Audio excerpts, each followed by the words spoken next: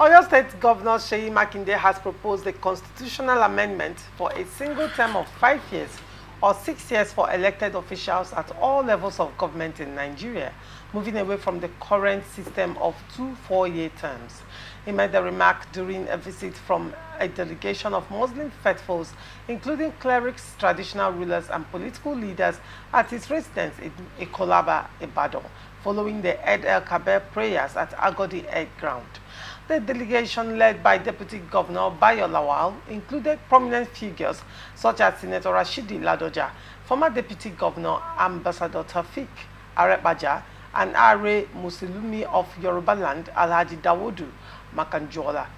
Governor Makinde congratulated the Muslim community on the 2025 Eid el-Kabir and expressed gratitude for their prayers and continued support over the past 6 years. He emphasized the need for a focused governance period, suggesting that a single 6-year term would allow leaders to concentrate on their mandates without the distractions of re-election campaigns. I was just looking at the trajectory for me in government. I've spent 6 years already, and due to no fault of anybody, we lost the year 2020 because of the COVID-19 pandemic. Makinde acknowledged the ongoing discussions around the issue in the National Assembly and urged for broader consideration of the proposal among the populace. What do you think? Single 6-year tenure against 2-term 4 years? Yes, there's a merit in that. There is also the demerit, and I'm going to bring out. The merit is that what is happening to all of this, may not be that the fact that they love the APC too much. It may be that they want to come for a second tenure, and that's why you see in Nigeria, as soon as you see governors who have done second tenure, they are more they are more like lion than when they return for the second tenure. That is why I do not want to mention them. That is why it will be a little bit less wisdom to start a fight in your first tenure. You will lose it. You will lose it.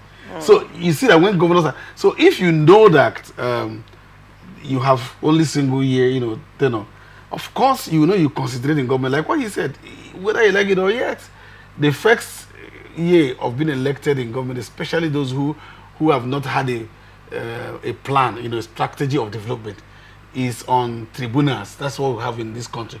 Tribunals, politics, and all that, appointment or reappointment and all of that. And even if I find fault in those appointments, because for me, the constitution has given you like 2-3 months to stay even before your inauguration. Those 2-3 months are enough to get. Of course, if you're coming with people, you should come with a college of people that you know that are going to deliver. So why are you still shopping for people when you already know where you're going? So that's a weakness of their part. But you see that we lose 1 year in that, and then another year for re-election. So basically, you will see that what we have is about 5 years active work for the government. For instance, in 2026 now, you hardly see governance. What do you see in politics? Politics all over, re-election, election, re-election, and that's what is happening. So, but if you have a single tenure, of course, but that also has a way of making the people look like gods, quote unquote. I've been elected. Do I need you again? Do I need you again? So they can do whatsoever in that 6 years. In that 6 years, because they cannot. They are not running for re-election. They are not running for re-election, so they can do. In fact, they will become Lord. Everybody have to worship them to be able to come as become governor. And so that's kind of the I'm using our mentality, using the kind of place we come from. So that's. But if not, I would have added even with that his proposal for a section of the constitution that provides for rotation. It will solve some political crisis. Right now, what we would have been talking about is that all of the political parties are shopping for their candidates from the so region. Because we are so blessed with the human resources. We are so blessed. So we would have been shopping for that. Not that there wouldn't be there. In fact, what happened to PDP wouldn't have happened. Even from Jonathan. Because you would have known that no, we have completed this, you are going like this. And I tell you, somebody was asking me one day, okay, what would you do in the event that what happened to Yar'Adua happen, God forbid? But we cannot shy away from that, Okay, let me use the word impeachment and all of that. And I said, if you have a constitutional listing, you can also toil it. After all, should the president and the vice president goes out now, the Senate president will act for a number of months to be able to have a re-election. So I said, all he needed to do is to say, even if a president dies, the vice president will sit as acting until a substitution president will to complete that tenure. You know what that would mean? You will begin to see a powerful vice president. What do I mean by that? The president will no longer be suspicious of the vice president. Because the first suspect of a president is the vice president. Because should anything happen to him, it's the vice president that will come up. Do you understand that? Do you understand? So it will be like he has the highest motive. He has the highest motive. So the president will now be comfortable that why are you even you? Why would you be too ambitious? Because you know you can't take over from me. So it is better that you tolerate me than allowing that kind of thing. Then secondly is you will also carve it in such a way that the same political party that produced that thing should have ordinary primary to produce another president that will be accepted by the National Assembly. What will that help us? That will help that in the event that there is a misconduct of the president, you will see even party members, senators from his party can help to impeach him, knowing because that they are not going to lose. They are not going to lose that seat. That seat. But right now, the president will begin to. Now you see that as soon as anything happens, that's why it is very difficult to impeach a sitting president of Nigeria. Because there are a lot of complexities. A lot of complexity. Firstly, the part of the country that he comes from will say, no, we want to remove our and then bring another person.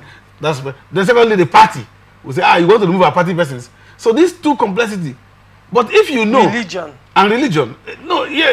they can pretend religion. You can't sweep that under the carpet. I cannot sweep. Tinubu killed it. Okay. Yeah, Tinubu with Muslim tickets. With Muslim Tinubu, that's one of the strengths. That's one of the things I love about Tinubu. You know, people said that's sentiment. Well, no, how would you? In fact, some of the people who left Tinubu in the north, who are Christians, left Tinubu because he didn't choose them as vice president. Tinubu insisted on that. That's strength. That's strength. In the mix of that, pressure. Even when the former president, you see the body language of the former president, not comfortable with that, he still said, yes, I want to choose him. And so he was killing the vice president. Right now, he's about killing ethnicity. That's what he's trying to do.